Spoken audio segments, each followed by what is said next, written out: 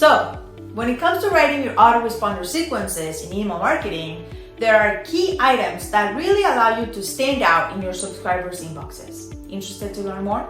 Hi, my name is Miri Lenoff, email marketing specialist and copywriter.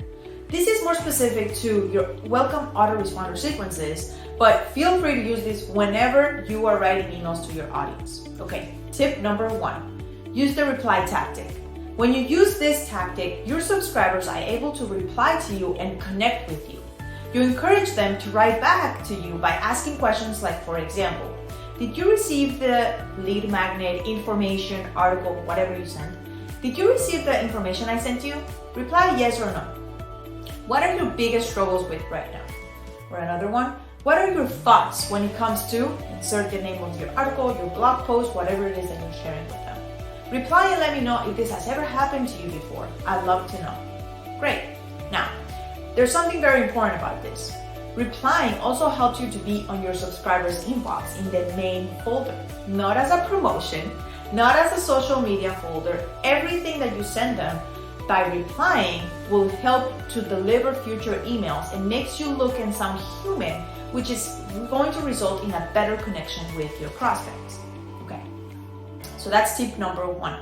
Tip number 2, to resend the lead magnet or the information when you actually want to get them to consume. So this allows you to make sure that your subscribers not only have received it, but they have actually downloaded the information you sent them and that they took the time to see the valuable information that you have created.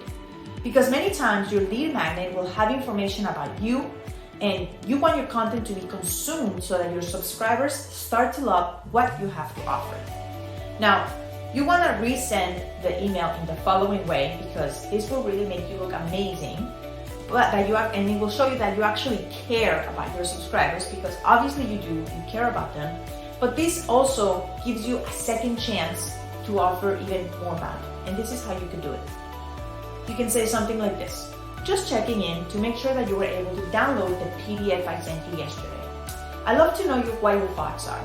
If you look on page 5, 6, whatever, you'll see a prime example of insert the benefit that you want to offer.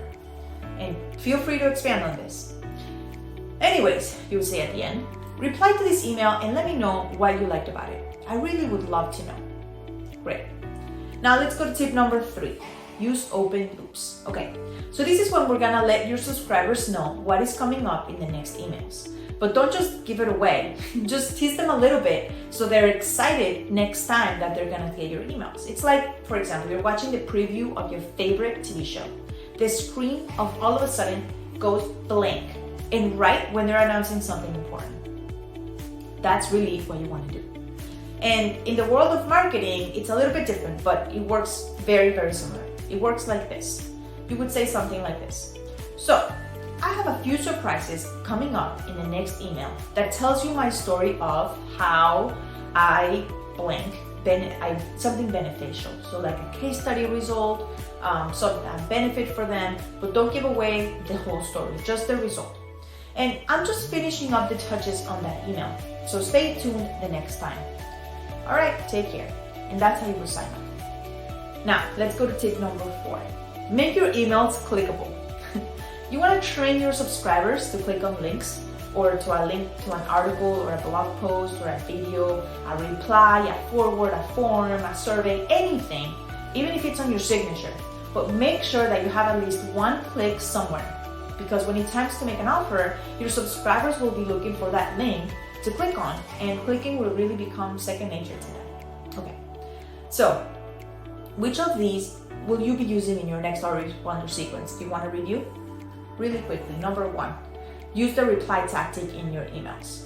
Number 2, resend the lead magnet a second time, offering a bit more value.